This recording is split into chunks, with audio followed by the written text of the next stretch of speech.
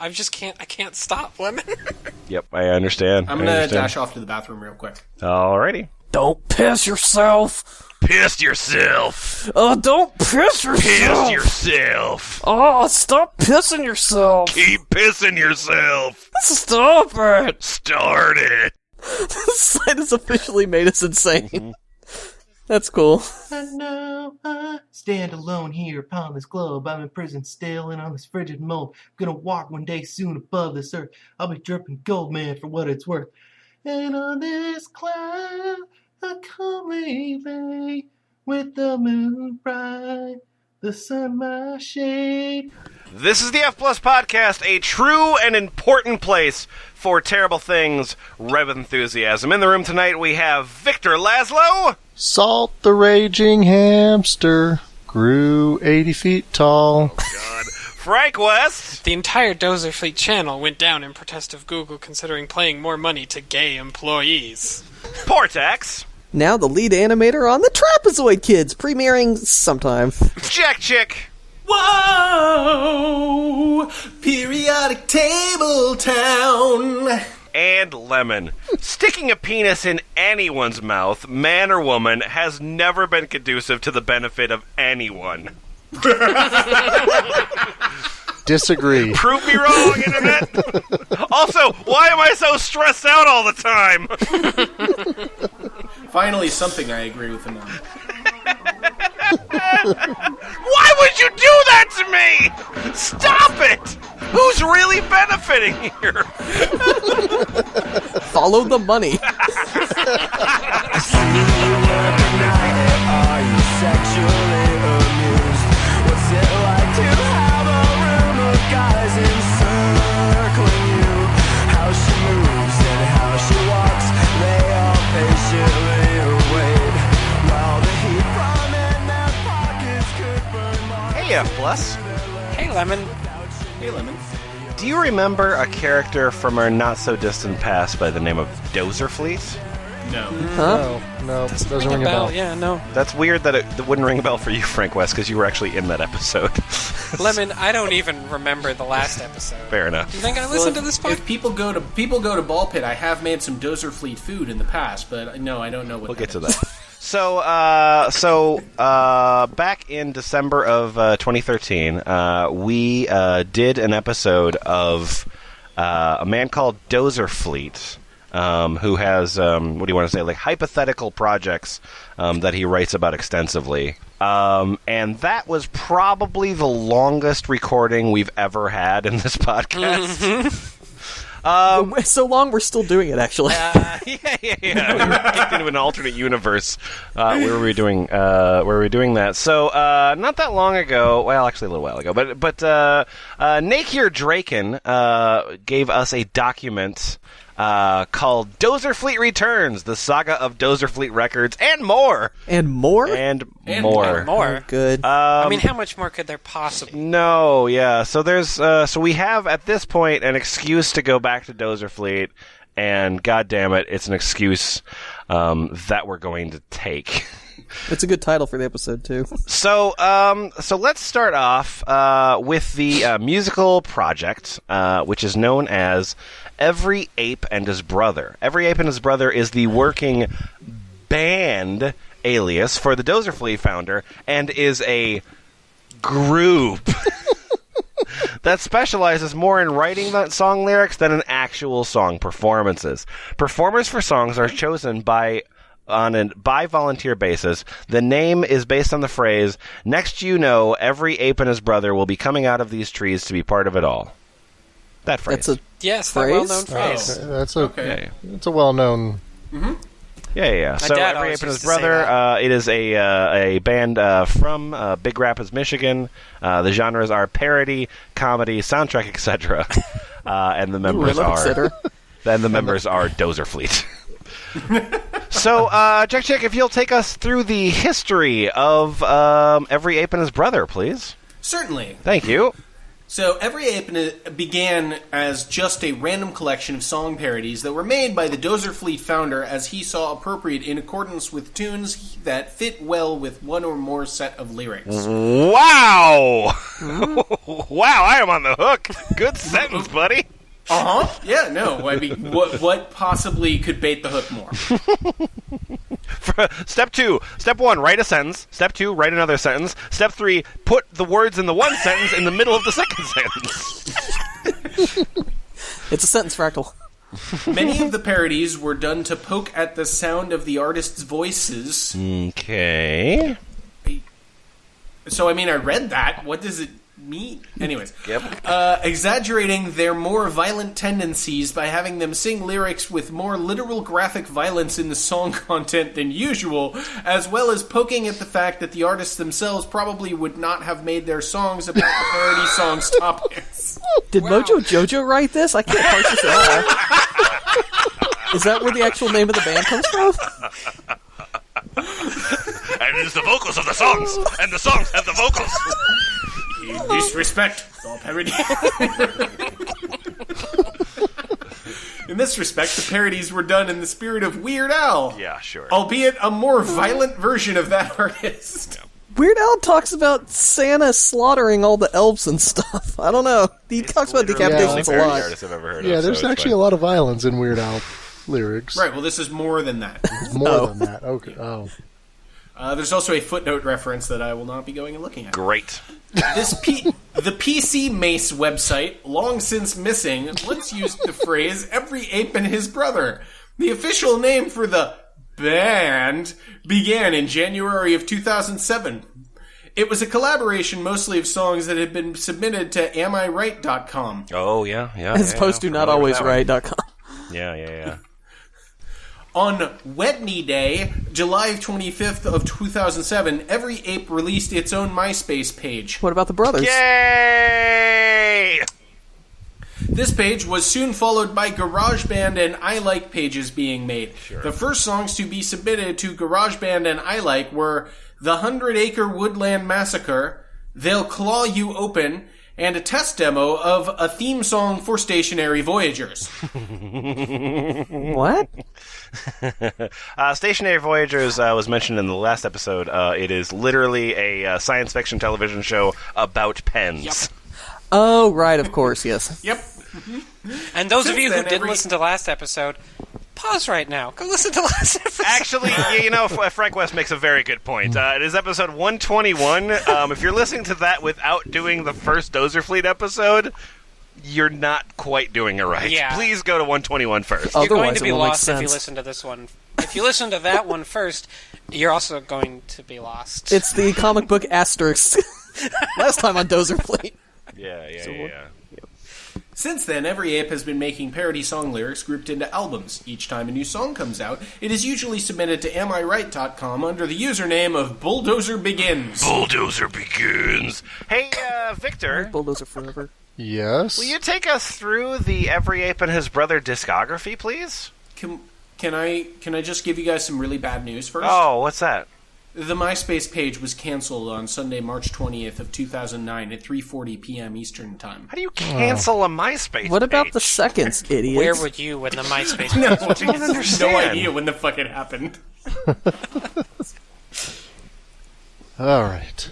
Every Ape and His Brother's discography. Mm-hmm. I'll start with the singles. Okay. There's the 100-Acre Woodland Massacre in 2007. Right, we heard about that one, yep. They'll Claw You Open. Salem, Story of a Trial. Slaughterized. Ooh. Oh, I have that album. And then there's albums of lyrics. Yep.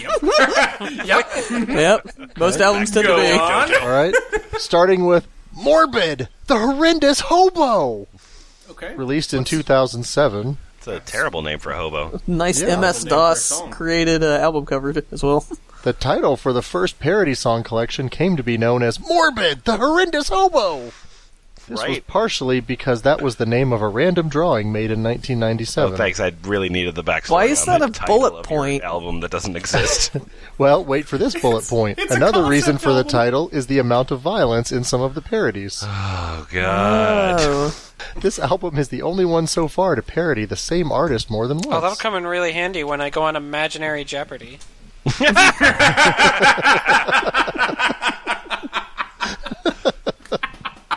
There's an imaginary line waiting to get into an award show in Hollywood in the Every Ape side story. Morbid himself is the first of many creatures to be in line behind the red carpet. This is consistent with the phone conversation two men had earlier that day that every ape and his brother would be at that show. Come on. The meaning of that usage of the term was that one could expect nearly everyone and everything to be in attendance or involved. Jack Chick, I noticed that you were looking at the Dozerfleet wiki page for Morbid, the Horrendous Hobo. Yeah, I was. You were, and I remember that that album has a parody of "This Ain't a Scene, It's an Arms Race" by Fall Out Boy. What is that song called? This feels obscene. It's an earthquake. Oh yeah. Good. Earthquakes do feel obscene. Now, of course, you'll notice also that he comments that this album was actually unique because it contained two parodies of the same band, which was a first for them. Oh, that is exciting. Yeah. You know what band that was, of course. Well, what band would that be? That would be Creed. Because the demand for Creed parodies is obviously just really fucking high. And there's just not enough Yeah, of them. but isn't Creed saturating that market by themselves? Neil, if you'll briefly take me through the other two albums that he did not Oh yeah, produce. there's also Elefante Elegante Interessante Importante. You know what? I'm fucking sick of RuPaul's Drag Race. It was fun at first. This show is bullshit now. This was the elegant, interesting, important elephant was a running gag in the Dozerfleet Founder's high school Spanish classes. While Morbid floated around and parodied songs from 2000 to 2006, Elefante parodies a more diverse group of songs, including 90s songs. Ooh, More 90s diverse songs. group of songs. Terrific. Yeah. So we're talking about, Kelly Clarkson, Ricky Martin, In Sync, Ozone. By the way, Dozerfleet doesn't like gays. That's a weird combination of songs there, Dozerfleet. He's gonna parody the gay out of him, it's fine. There is an imaginary line waiting to get into an... Didn't we already... Yep. Okay, so there's an imaginary line waiting to get into an award show in Hollywood in the Every Ape side story. The elephant himself is the second of many creatures to be in line behind the red So this carpet. band has their own, fucking mythology, like they're Gwar? It's not just a concept album. It's a concept set of albums. I would Okay, love but- to see Dozerfleet Guar, actually. Dressed up as huge bloody pens and pencils. Also, unlike Morbid, the elephant is somehow popular. With, just the elephants in general? Just the concept of elephants? No, the elephant. Just the one Yeah, the one. elephant is somewhat popular. Okay, is yep. somehow popular. Can't argue with that, because I don't know Yep. what you're saying. How can you have so many facts and still tell us nothing? And what's your third album there, Dozerfleet? Oh, the chicken of the opera. Work Great. on this album began in 2008 Do you and know what a completed pun in is? 2012. I don't. Should John Toast be here? No, he'd get probably upset about this. You had a perfectly good pun and you fucked it up. The chicken's focus is more on folk and classical tunes than modern songs. Oh, It should have been the Bantam of the opera. Folk about it. and classical tunes, like Poker Like Face Lady- by Lady yeah. Gaga. and And Hash Grenade Pipe by Weezer. Bruno Mars. Folk and classic songs. Yeah. Oh, good. And then the parody of Firework is called War Crimes. Why? People don't use fireworks in war. Crimes! Okay. So you may not know this, but there is an imaginary line waiting to get into an award show in Hollywood in the Every Ape side story. The chicken himself is the third of many creatures to be in line behind the red Oh, carpet. is there a wiki page for all the list of the creatures? Because I would... Like Morbid, the chicken is feared and hated. Yet, unlike Morbid, the chicken is somehow impossible to catch and harm. As he stands in line waiting to get into an awards show. Yeah. All right. So we're gonna go through some of the songs that Dozerfleet has written. Look at a little bit of those, and we'll decide what we think of his songwriting career. Sound good? Again, just like the F Plus Sings episode, Dozerfleet he's a lyricist, but not a musician. Well, no, a few of these have been recorded, apparently.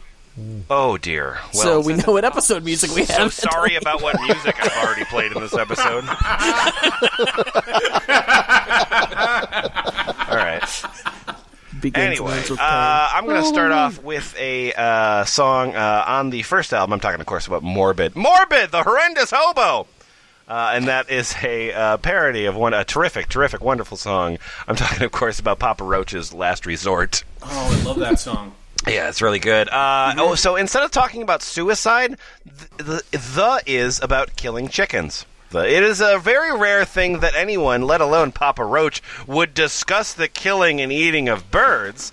So the humor, I haven't even explained the song yet, but let me explain why it's funny. The humor comes from the absurdity of the notion that someone would be so into the act of butchering birds that they devote an entire song to that instead of applying something more traditional like Last Resort to a screamo anthem. Oh. Well, now that you've explained it. I've not explained it. I have another paragraph. The man in the song, as the song discusses in depth, is convinced that the only way to prepare enough food for his upcoming feast is to kill every chicken in his pen. He will consider no other option. The chickens must die. That is funny. Right, so now that I've explained the concept of the song, let me cut right to the reception of the song. Am I Right has given the song out of 2 votes, 3 out of 5 stars for pacing, 4 out of 5 for humor, and 4 out of 5 for an all-around rating. This means that one of the few on the site who have graded it, results have been mostly favorable. Yeah, that's what that means. Good job, Nate Silver. You fucking did an amazing job there. Look, 5 out of 5 me's love the song, so it's fine. An editor for Am I Right made particular compliment about the creativity of lines in the song, such as "Don't give a cluck," which makes jokes out of the language in the original Papa Roach song. Yes, that's anyway, what a song parody is. Yeah. So let me go here. Hopefully I can find the karaoke version. Karaoke, engaged. There we go. Thank you. All right. Cut those hands in 2 pieces. This is my only resort. Decapitation, lots of bleeding. Don't give a cluck what I do to their breathing. This is my only resort. It's actually sung by a chicken as well. That's interesting. Is that what the joke is? Just cut those chickens into pieces. Pull a meat cleaver out. Decapitation, lots of breathing. Don't give a cluck what I do to their breathing. Did I mention that? Do I mind the trail of blood clots they are leaving? I don't remember most of the song. Do you think it's wrong? Or maybe right? Gonna prep them all for a feast at my place late tonight. The meat cleaver is in my sight, and I think it's time for chicken side. First chorus. They'll be losing their feathers, losing their minds. Hope their meat's gonna taste mighty fine. Losing their feet, losing their minds. Hope their meat's gonna taste mighty fine. Seasoned just right. Flavored with wine. Oven set, now it's time. There are more verses. These KFC commercials are getting weird. I think we're good. I don't think that we need to... With the blood clot, scare away your young brother, struggling! Thanks. Yeah, thanks. Good. So it's also worth noting, by the way, that the lyrics on the Dozerfleet wiki and the lyrics on AmIRight.com are different. Oh, yeah, that makes sense. Well, That's part of the humor. You know, he's updating it for modern times. Yeah. So let's see. Who's the biggest Nelly Furtado fan in this room? The biggest Nelly Furtado fan. Jack. No, I'm sorry, Portax. You are actually the biggest Nelly Furtado fan. Oh, I forgot. In That's this what I meant. room. Yeah, there's a Nelly Furtado fan detector. So this is a song that Dozerfleet has written called Ridiculous. It is a parody of the Nelly Furtado song Promiscuous. I think you'll probably have to explain the background of the song before actually getting into it. Oh, of course, because I know what both of these are. This song was written simply to bash the original song for being popular in spite of its raunchy subject matter. Yep. Mm-hmm. Instead of being about a couple in a nightclub hooking up for casual sex, the parody imagines two clowns in a cafeteria that don't entirely realize themselves to be clowns. You realize that's still considered porn on the internet, right, you goofball? They realize one another to be clowns, and either way, they instantly hate each other. Finally, a song for my clown realization fetish. Hate, huh? Dozerfleet invented ICP. That's interesting. It explains a few things. The cafeteria wherein this song is imagined to take place in... The cafeteria wherein which this song is imagined to take place is the Rock Cafe at Ferris State University. This song is not to be confused with Odd Austin's parody Ridiculous Girl about an obese woman. Citation note. Because...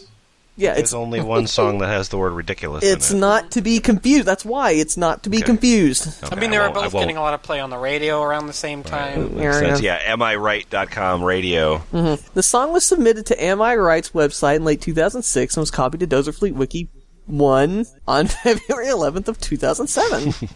That's fucking fascinating. So, Portax, right here in the background here, we're going to start the karaoke track for Nelly Furtado's Promiscuous. All right. Wait, there's a guy and a girl part in this. Does this matter? Do I do guy voice and girl voice for this? I mean, I could take the girl voice. Yeah, maybe Frank West should take the girl voice. Okay, that's good. Yeah, that makes sense to me. And I'm also very familiar. You're also very familiar with this song, so it'll be good. Karaoke engaged. Here we go. Do I seem a Doomkopf? Yep. Why is that so? You're a silly lady. Your pie don't even match. You must be fashion lazy. You don't have a prayer. The laugh's so hard, you're worse than most nerds. Your soul must be scarred. You're one to talk. What's with the silly tie? It turns women off to the sight of your eye. That may just be true, but I don't have a wig. Yours arranged will make a nice oil rig. I see you've gone for early 90s white boy rap. It's the only rap we're capable of, Lemon. I'm assuming every time you stop speaking, you fold your arms.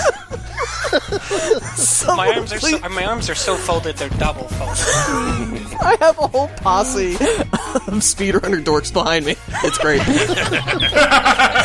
And they're like, oh shit! You expect me to just change my style? Soon, they'll find you in a circular file. All I can do is say, give me one chance. What's the problem? I'll help you to dance. Word up, bitches! I'll be the first to admit it. I'm cackling at you. You seem so innocuous. Wow, are you sure he seems that? I see you seem so innocuous. That's a word you just invented. Wanna pick on my clothes? Then come on, clown, win it. Let me see you eat crow for a minute. Oh, here we go, skipping straight to the chorus. Ridiculous girl, whatever you are, I won't condone your dumb wardrobe at all. Yeah, boy! Ridiculous boy, you already know that you're a monkey do. What you talking for? Oh, that's right. She went there. Ridiculous girl, don't laugh at me. You know my cheese shoes aren't as bad as your teeth. What? Yeah. Ridiculous boy, just what is your point? Quit being a troll already.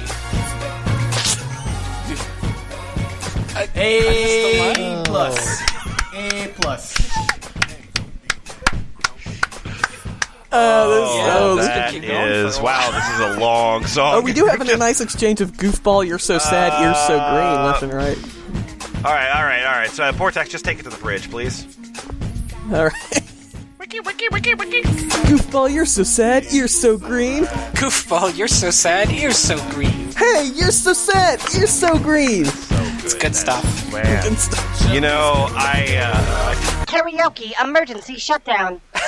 Hey, Lemon. Yeah, what's that? So you may have noticed that there isn't a reception on there, so you're not sure of what the votes look like on that one. Would you like to know? Oh, very much. Very, very much. Yes, please. Thank you. So this one has 6 total votes. Excellent. So it has, in terms of pacing, 1 vote for a 5, 4 votes for a 1, and 1 2. So the overall pacing score is 1.8. So reviews somewhat mixed, but trending positive, it sounds like. Yeah. How funny is a 1.3. And so the overall rating is a 1.3 as well. You'll notice that that's higher than a 1. So generally positive response, I think. Yeah, I would say so. So we're going to take a break from these songs for a bit to skip over to a publication published by Dozerfleet Comics called The Bison. On the page for the Bison, there is a figurine modified in Photoshop to approximate what the Bison may look like. So that's helpful. But yeah, Frank West, if you'll tell me the history of the Bison, please. Sure. Do you want me to tell you what it is? It's both a semi-potent buffalo in the Volknir universe and a shelved action horror comedy movie franchise pitch currently in consideration by Dozerfleet Productions. Not just a movie, a fucking franchise. Yeah. All right. Mm-hmm. So it's a pitch to himself that he's considering it? Like, this Dozerfleet kid's got potential. He's got... He brings the goods, boss. I think you're just the kind of person Dozerfleet needs, Dozerfleet. The Bison story originated as a comical joke between 2 brothers, whilst shooting rubber bands at plastic army men. A plastic toy bison was often an additional object that was placed amongst the soldiers. That is comical, all right. That's a comical joke. If you think that's funny, just wait. If one did not take out the bison successfully, then all the army men would fill up again for that side, and the other side not having rights to the bison would have to start over. Oh my god, so funny. Yeah, it's like Toy Story 4. In 1998, a mythology for the world of the bison first surfaced, particularly in an attempt to explain just how he developed the odd habit of flying through the air and swallowing men like spaghetti noodles. You know what? What? That's great. That's great, Frank West. I like knowing a little bit about the bison, but I feel like I can't hear any more about the bison without knowing about his superpowers. Well, he's got flight without lifting his hooves. So like his feet stay on the ground, but he flies? Yeah. He lifts the entire planet with him. That's his legs get super stretchy and his whole body is flying around. No, what I'm getting at is he's a fucking toy figure, so his legs don't bend. Anything else? Well, he is force shrinking. He can shrink objects to miniature side to aid in slurping them. You still know that's porn on the internet, right, friend? That's a dick, right? Well, he has super suction to aid in slurping his... Oh, never mind, it's not porn anymore. Yeah, that doesn't sound bad. He has plasma laser eyes, which can do everything Superman's eyes can do. He has... Oh, okay, So he gets to look at Lois Lane naked? Yes. Smashing through anything. Anything. All right. Anything. Okay. Tesseraction, which, classic superpower. Gets to listen to Tesseract a lot. God damn it. He has acid dung. He has... I mean, that's a good one. First he smashes through your wall, then he shits in your mouth with acid. He has telepathy. Oh, and he has the ability to pass through heaven and hell undetected. Of course. Satan, someone's breached the line. Oh, it's just the bison. Never fucking mind. Now I kind of want to hear a story where that power comes in handy. Oh, he has GBS ratings. Did you hear something? Oh my god. He also has clairvoyance, according to the sidebar, which lists all of his abilities again. Yeah. His endurance is maxed out. His agility is very low, though. Yeah, he can't even lift his legs. His blast range is 6 out of 7 lines. Mm-hmm. Yeah. Frank West? Yes. About this bison, could you tell me some other facts. I love that he puts in the scare quotes for us. It's nice. Well, he's immortal and invincible. There is no way to go beyond him, short of being God. His fur contains enough special information and power in it alone to overload the most sophisticated data processors and supercomputers on Earth. What does that mean? What? He's a rope. He's got a SIM card. He's He's covered in jizz. That's what I'm going with. Well, not just him. Special information, man. That's right. He does not need to breathe and can even travel through space in 0 time, destroying entire stars if he so desires. I would totally watch this cartoon of a plastic bison that doesn't even animate, flying through space, shitting acid on things and destroying stars. Everything else is animated. He's just a hyper-realistic bison. Yeah. I think we have a job for Portax for the next F Plus Live. Totally animated. In After Effects. He is known to make certain characters become of one mind with him, in which they become slaves to his will and share thoughts with him. Again, that's a porn. You know, I like that. I like that you've balanced out kind of the powers of this bison character to just kind of like make him relatable and interesting, multifaceted. Whatever, I legit enjoy this. Wow. Okay, I'm sorry. You might have thought we were moving on, but I've got one more bullet point. I thought we were moving on. But what? Each of these characters that he enslaves inherits a bizarre superpower from him, and they become the bison's secret police, along with the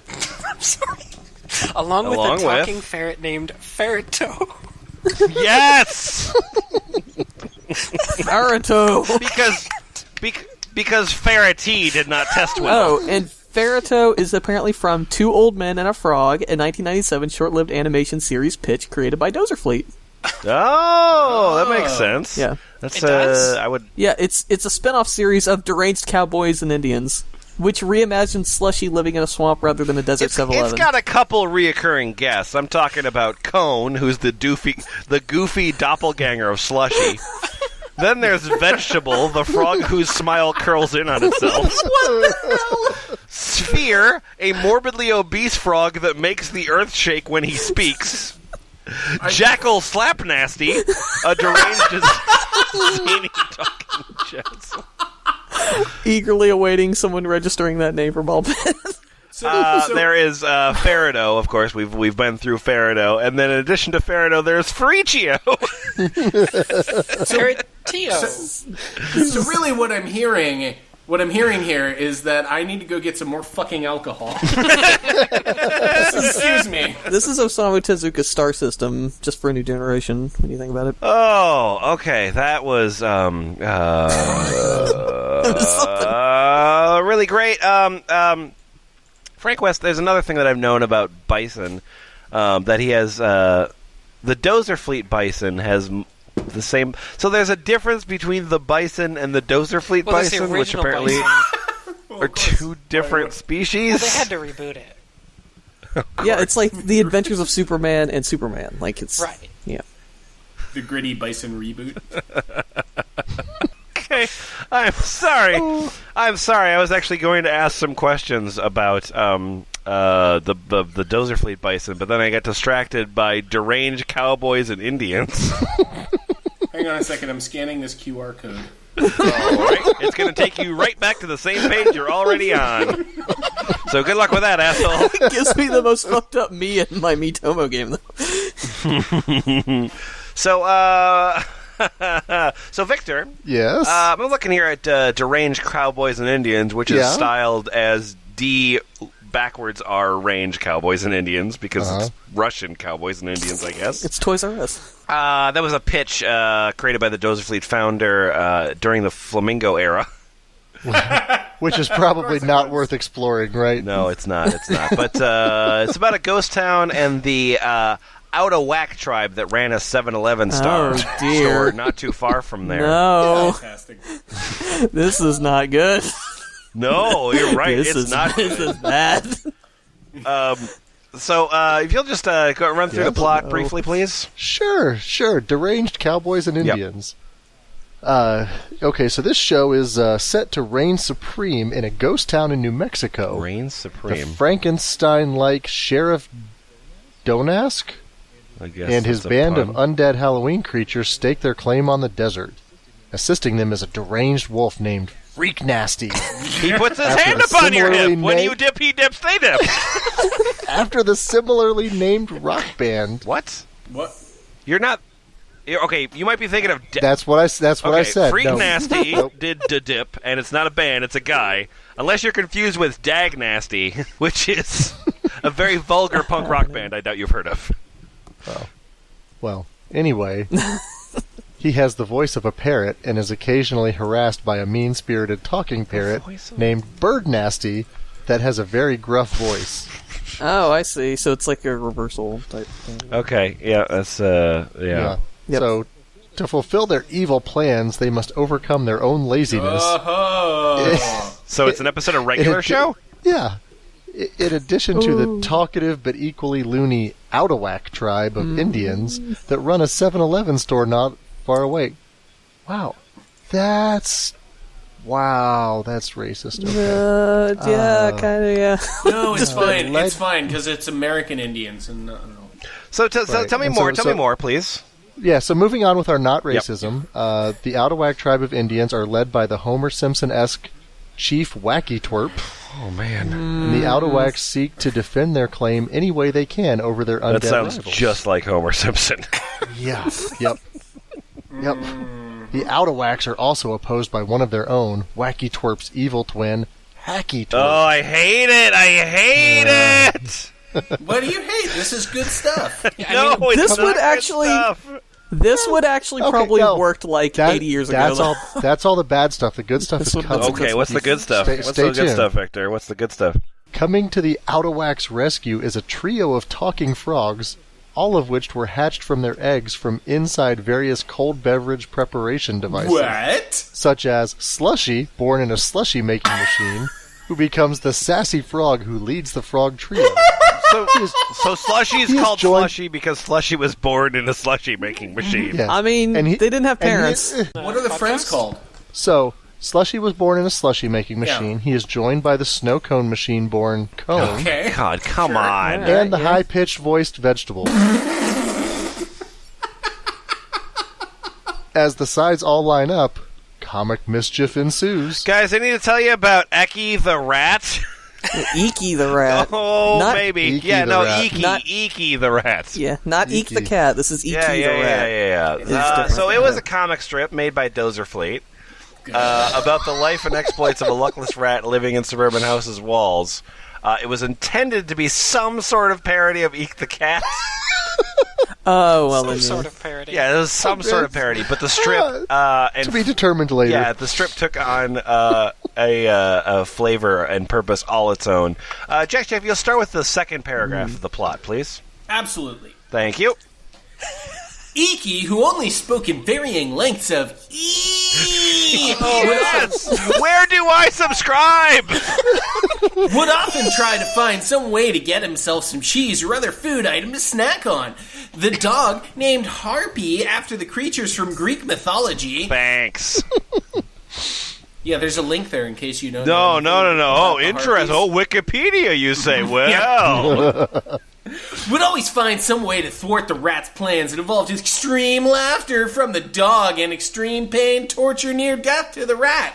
The sketches followed a Looney Tunes / Tom and Jerry format. Also helped Because release- Looney Tunes and Tom and Jerry have the exact same pacing. Those cartoons are fucking identical. actually, they're quite different. You see, the different directors have actually. Oh, shut up. no, poor text. There's a link there in case you want to read up on them. Oh, yeah. Okay, I don't know enough about cartoons. Wait, I know I'm going to be doing this. You guys can, yeah. I'm still looking at these harpy tits on Wikipedia. Oh, there's harpy tits? Hang the fuck on. Oh, Looney Tunes needs more harpy tits. The harpy tits. So that after each sketch, everything returned to the way it was, had the sketch never happened. Each Sometimes the sketch, company- but it's a comic strip, so therefore each drawing? Sure, why the fuck not? Okay. Yeah. Sometimes accompanied by a rat with boxing gloves who went on by the name of Gloves. Oh my He- god.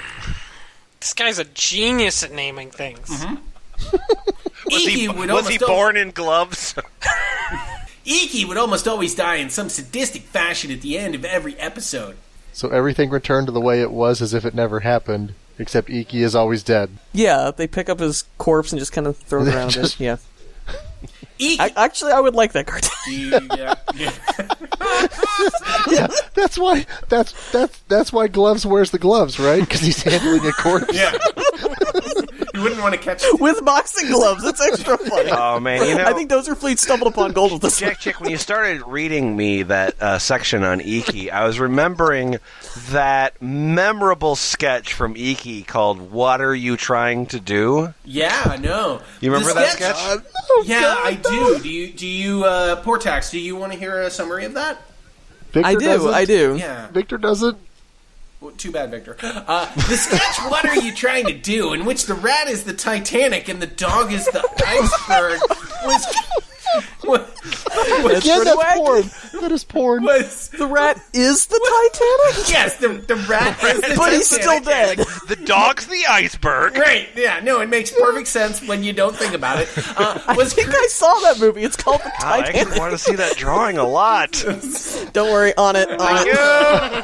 No problem.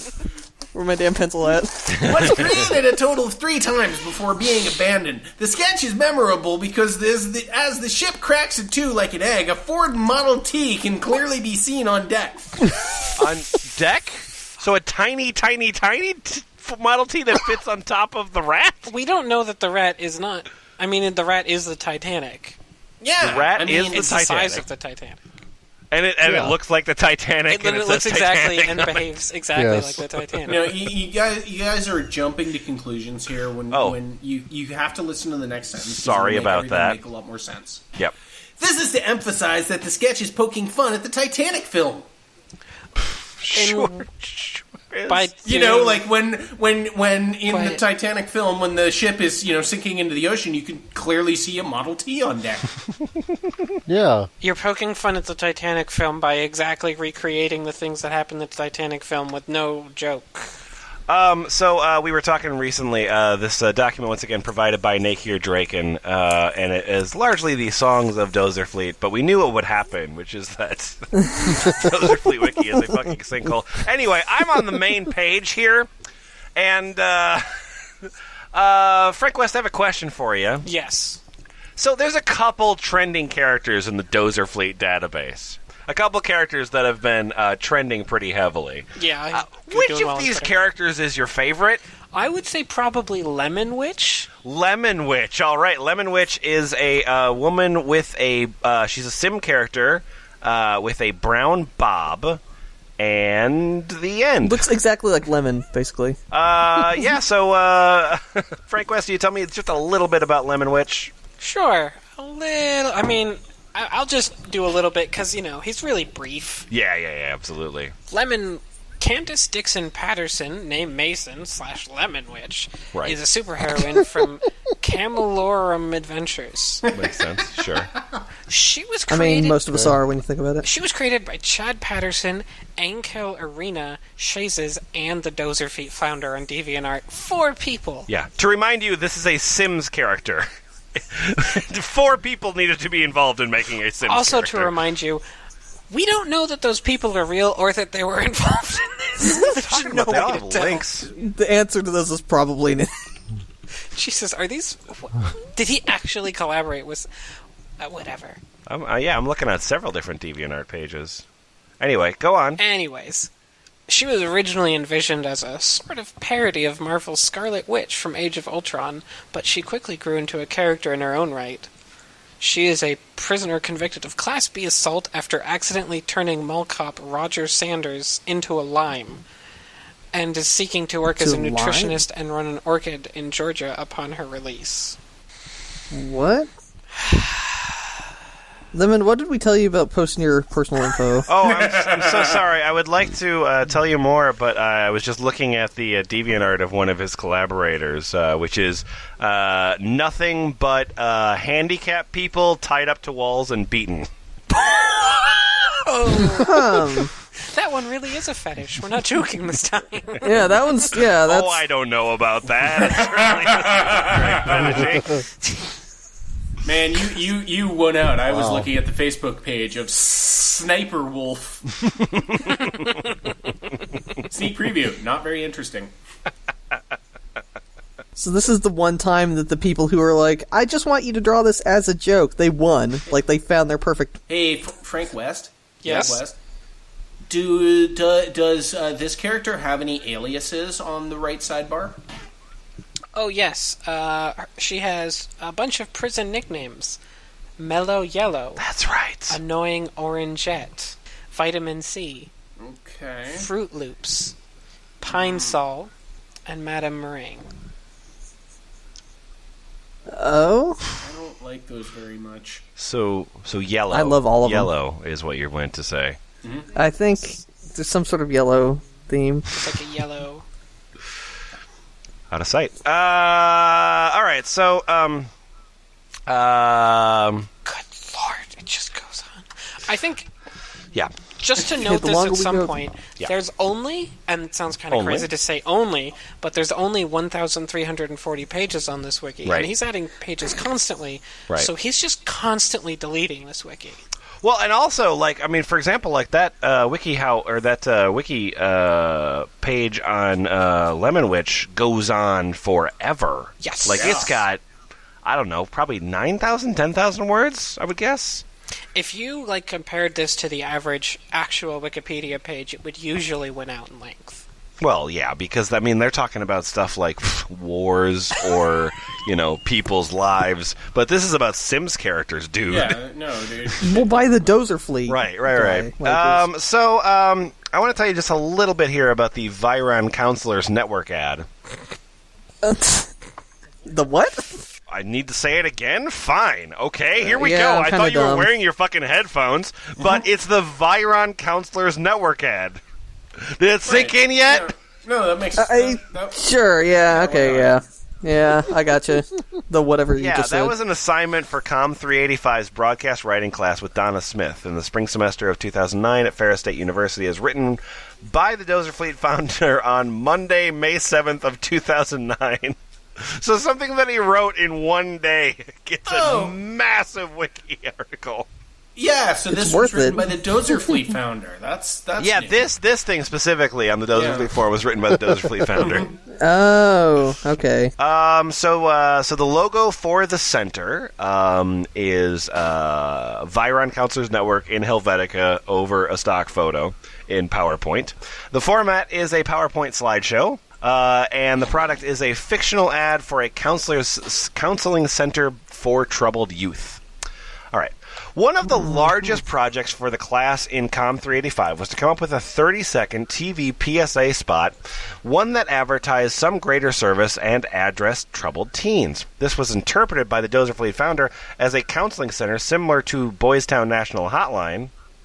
Counseling center similar to the hotline. Yeah, Yes. Absolutely. That's how that works. A place that would reach out to troubled teens in much the same way as Wedgwood Christian Services. To incorporate the worlds of Dozerfleet comics into the picture, it was decided that an assignment would venture out of the Trapezoid Kids world. And I hope the one of Trapezoid you Kids. at least is reading up on the Trapezoid Kids while I continue. But, oh my god, the art looks amazing. Yeah, it does. Trapezoid Kids World. The Viron Counselors Network was to target teens that had been misdirected into gangs, unwanted pregnancy, porn addiction, theft, and thoughts of suicide. They are misdirected into all those things. They were steal this stuff and then kill yourself. You knocked up, bitch. Good idea. Well, think about killing yourself. A little bit of all of these things need to be addressed in the ad. First, before anything else, a basic strip was envisioned of a few teens being shown with their struggles, along with a narrator similar to some guy, explaining what VCN could do to turn these teens around. An ad copy script was then typed up in the recommended format for the class, and timed to make sure everything could happen to be crunched into 30 seconds. After that, various storyboards were rendered using The Sims 2. The storyboards... Damn it. Most people's first choice for 3D modeling. Yeah. You remember back in the bad old days when you had to use The Sims 1 to storyboard your movies? That was bullshit. Yeah, it's terrible. The storyboards were compiled into a PowerPoint slideshow. Okay. Which was to be presented in class along with the script. Weird. A shot breakdown sheet was included so as to clarify what was happening in each scene. All right, so let's go through the script. I think it should be very straightforward. I think this should all make perfect sense. All right, here we go. Fade in. Closing prison door. Prison door slides and is being shut. Fade in. Music. Wait, fade in twice. Okay, music bed. Eerie music. Continue fading. Just fade forever. Fades upon fades upon fades. High top fades. It's like Star Wipes and shit. Yeah. All right. Sorry. Fade in. Music bed. Eerie music. Kept under. Cut to Amelia kicking and screaming. No, get off me! Pause. Let's discuss what's happened so far. What would you do if this happened to you? And intermission. Key in. Barry in foreground. Teens can become troubled for a number of reasons. Key out Barry and dissolve James. No, James, no, not James. I miss him already. They may have found the wrong crowd. Dissolve Lena. Or for another reason, they are simply broken. Pause before dissolve. Okay, now dissolve. VCN logo. We are the Viron Counselors Network, with branches across southern Indiana. Dissolve Chuck. Still photo. Key in phone number. If your teen is in serious trouble, contact us today. Dissolve Vanessa and Celia embracing each other. Key out phone number. Together, we can give them their lives back. Fade to black, then fade out music bed. Okay, good work, team. And that's a wrap. Yeah, that's All a right. good script, everybody. Just give yourself a hand here.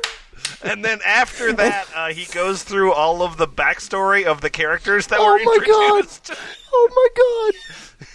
For example, James is a gangbanger, fearing that the class would call the ad racist if James were black. He was made Hispanic instead! Oh my god! So it's not racist. You know what's good. VCN becomes his pathway to redemption after he nearly committed suicide by cop. Chuck, a teen addicted to porn. He has invaded cyberspace and become an amateur sexual predator. An amateur? Predator? You gotta turn pro. When he rapes enough women, fine. he'll level up to be a professional sexual One day you'll get Yeah, called what- up to the big leagues, buddy. Yeah, he doesn't do it for money yet. It's for the love of the game. He Yeah. frequently looks for 15-year-old girls that don't know any better and tries to lure them into meeting him places. I mean, on the plus side, he's still eligible for the Sexual Predator Olympics.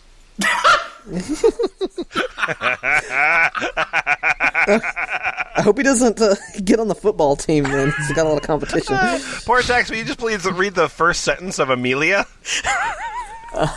Yeah. 1 second. Amelia, a teen with red hair who robbed a fast food restaurant. Okay, thanks. Yeah, no problem. Are you sure you don't want to read the entire other giant paragraph?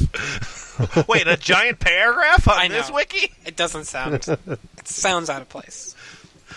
Oh my god, I'm sorry. So, at one point, we were talking about the what was it? The Trapezoid Kids? Is that right? Yeah. Yeah. How could you I think so. Absolutely. The classic Jack Chick, you found out you were reading a little bit about the Trapezoid Kids. These drawings. Oh my god, these drawings. THEFL.us. We will try to provide you any links that we can. Wait, okay, I need to see this Trapezoid Kids. So here's the thing, Lemon, is I'm a little surprised that you had trouble with the name because the Trapezoid Kids are very clearly a massive cultural phenomenon. I mean, they're really super popular. Yeah, right? yeah, of course. So Dozerfleet made them. Everything that dude touched turned to fucking gold. Yeah, no, exactly.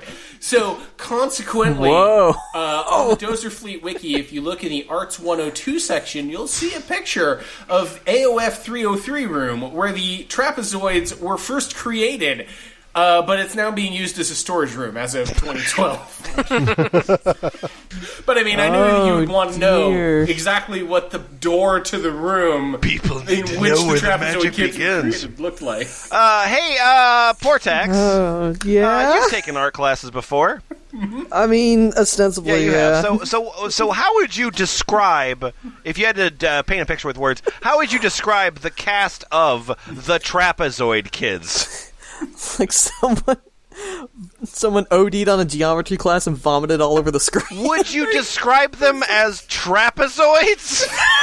Not in the fucking slightest, no. Well, no. One of them in the bow tie. The one in the bow tie is technically a trapezoid. Is that supposed to be a football? Yeah, he's the jock. He's holding Or is that a cigar? It's a loaf of bread, you dipshit. Also, I like how he follows the Miss Pac-Man school of design for girl trapezoid. Yeah. It's purple with pink bow on its head. That's how you know. So there's a little bit. Oh my God! There's so much about the Trapezoid Kids. As there should be. PSA-a-thon. PSA-a-thon. So the Trapezoid Kids appear to be. I mean, on first blush, they're a cartoon about trapezoids. I mean, look, there's so much more to them. Okay. There's so much more. Fuck. But Victor, will you tell me a little bit about the Trapezoid Kids PSA-a-thon? I mean, if you can. I think this is gonna fucking kill Jack. Alright. The Trapezoid Kids PSA-a-thon. The Trapezoid Kids PSA-a-thon is a PowerPoint slideshow presentation written by the Dozerfleet Founder on October 17th of 2007 for Computer Systems for Video class with Connie Morcom at Ferris State University. Run, Connie, run. Since the whole class was expected to do slideshow presentations on the origins of public service announcements, the Dozerfleet Founder chose to make a spoof PSA out of the assignment, while also incorporating the Trapezoid Kids as much as possible. Right, That's great. The strong intellectual property of the fucking Trapezoid Kids. And this PSA, of course, as most PSAs are, is a PowerPoint presentation. So there's a summary of all the slides in the PSA. And then you said one slide later talked about Captain Planet. Is that right? Yeah. Would you go on from there, please? Sure. One slide later talked about Captain Planet, a show that preached its liberal propaganda brazenly and shamelessly every few seconds. I mean, I don't completely disagree. It's not wrong. The rather inappropriately titled episode, A Formula for Hate, was basically a misguided 30-minute misinformation campaign to counteract public HIV fears. Yay! Okay. I only remember the drug episode, so I can't help I only remember the time they went back and fought Hitler. Oh, that was also a good one, yeah. A footnote on the slide states that it is one of the few episodes in which the captain himself never actually appears. As interest waned on Captain Planet while the 90s progressed, And grew in Dozerfleet. Power Rangers took over in the department of bizarre and silly PSAs. Okay. One scene from a PSA from the original show dealt with a kid learning to respect differences in others by showing him trapped in a world where everyone was as annoying as he was. Okay. Oh, Yeah. boy. The PSA contradicted itself in having no respect for the child, portraying him in the most obnoxious light possible. So it's annoying, but that's a feature, not a bug? Is that generally what you're going for here? Yeah, I think so. Jack Chick, I just see that you posted something. Would you read that, please? So this is just before the Captain Planet slide, but Okay. following is a slide about Vixier 18's rough dub of Sonic X, which spoofs the idea of Sonic being used for PSAs about sex by having the cast of Sonic X deliver a PSA promoting abstinence. Oh, but then, I mean, either way you get... Is that what spoof means? Yes, that's what spoof means. Look, there's one takeaway from this is that Dozerfleet knows exactly what parodies and spoofs are. So we've gone to many parts of the Dozerfleet forums, of course. Can I just say one more thing about the Trapezoid Kids? No, I please. think it's worth say many, many things about the Trapezoid Kids. I love them. I love them. Can I say 50 more things about the Trapezoid? Well, in the summer class of 2007 at Ferris State University for DVD production, it was split up into 2 teams, and each team tried to beat the other by designing a better promotional DVD that would advertise the TV production department's promotional purposes. And so, the Dozerfleet Founder, to summarize stuff you do not want me to read all of, Yep. decided to put the Trapezoid Kids on the DVD. Makes sense. Because that would ultimately, however, the marketing department at Ferris rejected this design and replaced it with a generic design. They didn't believe that the cute version of the DVD cover would convince new students of the credibility of the program. Yeah, that was the problem. Those dicks. So, yeah, we don't really want to advertise that someone came to our program and the thing that they made was Jack. a bunch of trapezoids. That's not something we want to promote. Look, And they're not even trapezoids. Cornyn Abel Mindosh is the self-assured, mildly narcissistic, but likable de facto leader of the main quartet of trapezoids. He almost always wears a red bow tie or similar red object, provided it contrasts well with his black body. Oh dear. Oh my god. That's racist. Holy shit, though. Then there's Humdrum Blah Minadosh is the youngest and most rambunctious of the 4. He is absolute most hyper and childish. His naivete is frequently exploited by his siblings, who always find a way to use it to their advantage, though not always to his harm. Like the other 3, Humdrum likes to sing and dance vaudeville-style tunes. You know, like the kids do. Yeah. He is jinxed like the others to sing the Module 4 data song whenever a science or art teacher nearby utters the words Module 4. Oh my god, I love the Module 4 data song. Yeah, well, I don't, but like, you know, if somebody says Module 4, it immediately gets into your head. Like, it's just an earworm, that song. His primary weakness is caffeine, which causes him to fly around uncontrollably and turn into various other things. He gets dematted more than any of the others do and is often the eternal victim, in a nod to Kenny McCormick from South Park. Of course. Yay! My references are the best. All right, so that's various intellectual explorations from Dozerfleet. Which is all terrific and very wonderful. So we got to decide what we're going to close on. I think we've now recorded for about 4.5 hours. So let's Frank West, I'll let you decide. Yes. Which of these 2 things should be our last thing of the recording? Exploration about the time that was recorded in the Bible when man and dinosaur walked together on the earth. Oh dear, from that documentary, The Flintstones? Yeah. Or Dozerfleet's section on TV Tropes. Oh dear. Oh my god, it's like a black hole. No. I think I have to choose that one. Yeah. Oh my god. No. We're out of the Dozerfleet wiki and onto a different black hole. The problem. Oh no. This trope, or parentheses, Dozerfleet. Oh no. Oh my god. We're gonna be here for 6 years. Oh my god. Why does this exist? Now all we need to do is find the link to WikiHow on here, and it's really the F+ trifecta. Absolutely. Okay, so this page goes on forever. Yeah, it does. But I'm shocked by that. But it is a page on TV Tropes about stationary voyagers. I don't know who would have written this, but, It's fans. Oh, yes, I think of course. Frank wrote it. He knows so much now. Yeah, that's what I've been doing the whole episode. Yeah. So if you could, as briefly as humanly possible, summarize Dozerfleet's exploration of stationary voyagers here. Brief? Yeah. Come on, F+, Not at all F+ brief challenge history. mode. I could do it quickly. Okay. Stationary Voice is an allegorical melodramatic drives prestige science fiction, science opera book, and also venture TV series in development of Dozerfleet Founder. The makers of CM webcomic series, a team of anthropomorphic writing utensils, is assembled to embark on diplomatic recon missions that goal to prevent widespread imperialism. All right. Anyway, it's a sci-fi story about pens. That's the important part, right? All right. Sapient pens.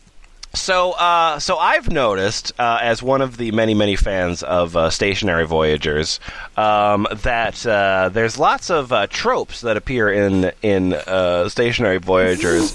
Could you explain some of them for me, please? Let's start with arc number. Arc number. Yes, arc You'd number. think that something so alphabetically first would be near the top of the page, but there's actually an entire page and a half before that. Yeah, no, you've got to scroll past America Saves the Day and Ass-Kicking Christmas. Well, it was really nice of whoever did this to actually hide the spoilers behind the spoiler tags on TV Tropes. The spoilers for the thing that... Oh, my God. Okay, come on, here we go. Okay, arc number 86 for ideals. 64 for realism, and 22 for shortcoming and goals. 22, of course, being the difference between 86 and 24. Duh. Checks out. It checks Which out. actually has a wiki link to Captain Obvious, because Thanks how could you not see that? Right. Because Paxtel is mechanized at the age of 22, and is that like a pen bar mitzvah when you're mechanized? Yes. There's dancing and somebody smashes something. That's a wedding. I don't know how a bar mitzvah works. Right, clearly. He only ends up piloting a ship that can travel at a top speed of Mach 86, and the next fastest ships can at best go only at Mach 64. What? That's great. So, I want to hear about bizarre alien reproduction, please. Yeah, you do. We all? Well, unfortunately, bizarre alien reproduction is actually a subverted trope. The way they have that's sex even is very more delicious. The way they have sex is very similar to human reproduction. Oh dear. Although they require different positions and derive less pleasure from it than we do. They are, however, more sensitive to sex enhancement drugs, which put them in a trance easier. You have to move away from the microphone. Is that what sex drugs do? This is partly why the Yetzig Pirate League can weaponize sex against targeted cultures so easily. They can? What? How did they do that? I've been trying to Dick cannon so many years. They're just in their space pirate ship, and everyone's got their cocks out the windows. They perfected the cock rocket. Yeah. I have no idea what's going on anymore. Welcome to my world, asshole. Oh boy, this is great. What? What? Can Victor read about diplomatic impunity? I think he probably should. Yeah, Victor, please read about diplomatic immunity. Dictor. Diplomatic impunity. Callously averted on Mantif? Sure. Well, yeah, we'll accept it. Mantif? Absolutely. It's fine. Okay. As the Antian president shows little to no interest in actually keeping his promises to keep the Voyagers safe. Oh, come on, like a regular old Antian politician. I know. Sure, the government funds them and helps them find jobs, but they're on their own for protection. Typical. Yeah. They are regularly harassed, threatened, and abducted by governments and civilian villain types alike. He just started. He went abducted. Period. New sentence. Capital. By governments. Yep. Yes. Yeah. Yes. The Antian government primarily abuses them as publicity stunts as well. What? Yep. Okay. No. Makes sense. It's good. Even considering revoking the little immunity they have, just to appease gay special privileges groups who are out for their ink. Yep. For their ink. Oh, like man, for their that's blood, right. Like out for their blood. And frankly, Oh, I thought that was jism. No, that still doesn't make Frank sense. is spending way too much time here. He's starting to make sense of this. This is bad. yeah, I'm starting to make sense. Just like the Antillean ambassador in episode 40. Oh no. Oh man, that was a good one. Oh no. Oh wait, there's a Kung Fu Jesus. Well, I then don't tell know me if you about guys the knew Kung this. Fu Jesus, please. Yeah. The first So sentence of that. so Yeah, Mencius is the only being who can authorize large-scale mulextic tampering in the space-time continuum. He helps blow up an entire planet. He had a bodyguard for a short while that was made of supernatural martial arts, and when he came to raise an army of resurrected souls to live other resurrects out of their graves and collect everyone around the world for Judgment Day, the news reported it as him have started the zombie apocalypse. Oh, yay! More zombie apocalypses in popular fiction! Yay! No, they was reported it. He was bringing people back to life, and they thought he was starting the zombie apocalypse. Lemon. Yeah. This is not popular fiction. Okay, fair enough. You're right. I retract. I objected. Lemon, are you trying to imply that Dozerfleet is somehow derivative? Not anymore. It's a parody, you dipshit. There's also, I've noticed the one thing that I've personally enjoyed very much is there's little hints of it in Stationary Voyagers, but it's the Smurfette principle. Mm-hmm. Oh, dear. Yeah, which is played straight with the angels. Oh. Yeah. Okay. Most of them see no point in manifesting as a woman, especially since few cultures in human history respected the words and voice of a woman. Right? One notable exception is it Criticamos? Criticamos. Yeah. Critiquemas? Critique. I mean, that's a holiday that I celebrate. I didn't know that anyone else did. Yeah, it's Anyway, Critiquemas, who rarely makes an appearance since she's an even bigger walking wasteland than Liquidon. Ooh, burn! She shows up in a mini-sode explaining why more angels don't manifest as women and turns her captor's apartment into sheer noble light. She also makes an appearance in Bittersweet This Bargain, since the Crooked Rainbow begin to get smart after the events in Choice After All and start wearing flame retardant to thwart off Filthworth's attacks. And before we move on, trademark favorite food, crepes! They keep saying to look at the trivia page, but I do not see it actually on here. Is this...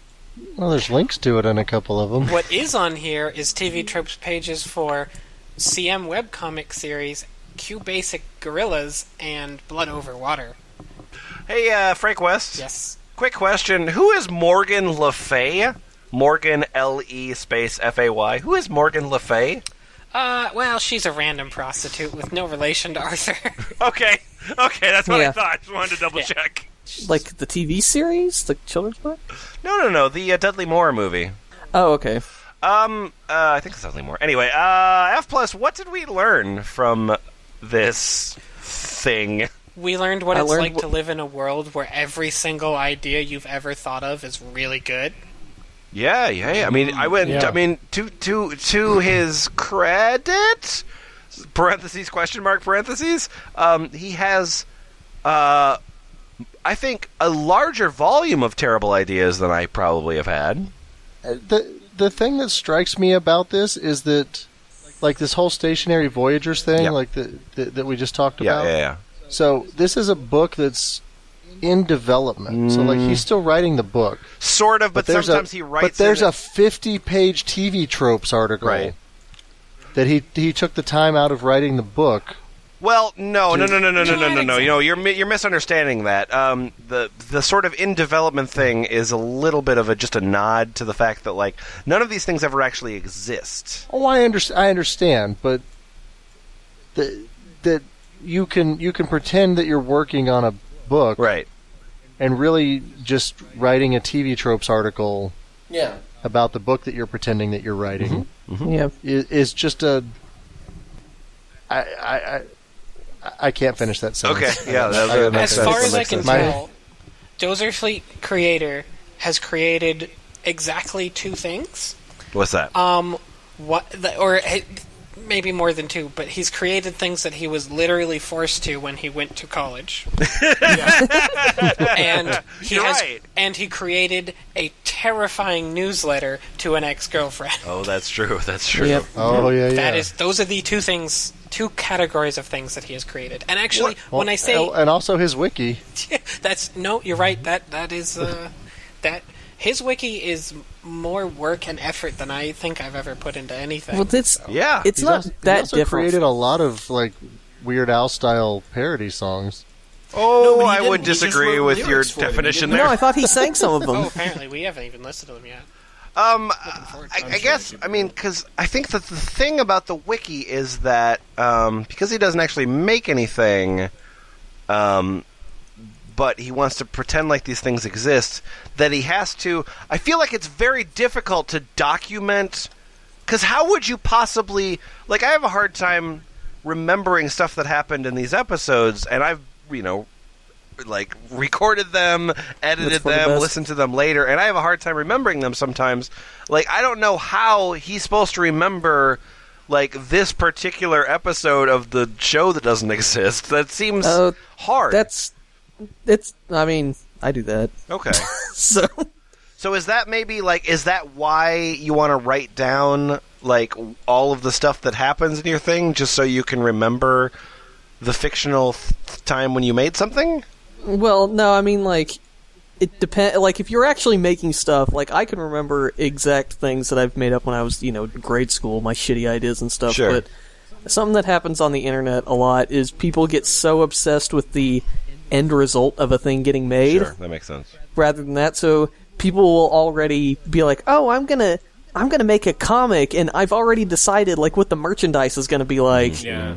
And if you add crazy on top of that, then it doesn't make things better. Well, so something that actually shocked me is I was like, I was looking at this TV Tropes website, and you guys might have heard of it.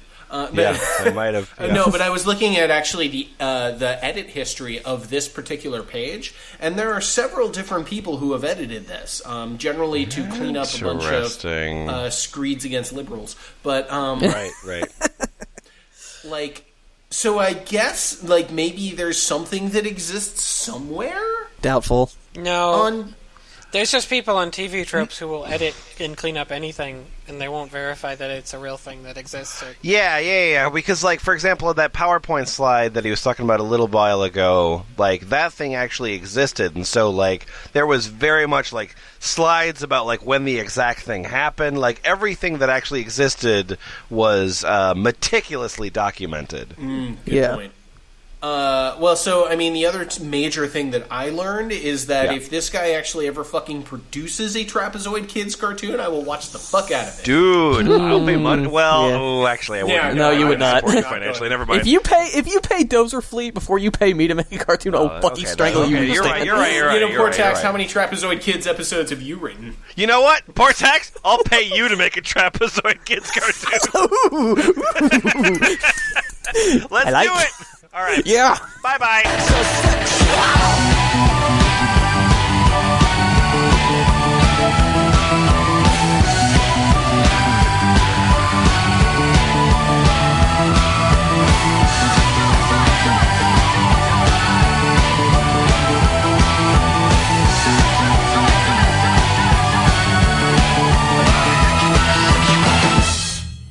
I am not even kidding. I'm fucking opening PayPal right now. Yeah, how much do you want? How much do you want for a Trapezoid Kids cartoon? We'll have to negotiate how little effort I could spend on it. Yeah. Me and Jack could go halvesies, I think. Yeah, no, totally. Can you do this on? Can you do this on Fiverr? Because there's an opportunity available for you. I'll animate shitty trapezoids. Ooh, I'll even make, like, it would be even better as the cartoon itself is, like, obviously terrible, but I make a bunch of supplementary material, like character turnarounds, like model sheets and shit. That would be good. Yeah. The character turn around a trapezoid, or it would be like blob and then line. And then 9. Yes. Have, like, the mouth chart for what it looks like when they talk, and it's just the same face over and over again because they don't have a face. Don't have a mouth. Yeah. The other thing that I enjoy is that every time you see the Dozerfleet logo on something else, like the Photoshop effects that are used on the Dozerfleet logo change. He's mixing it up. Yeah, it's good. It's good.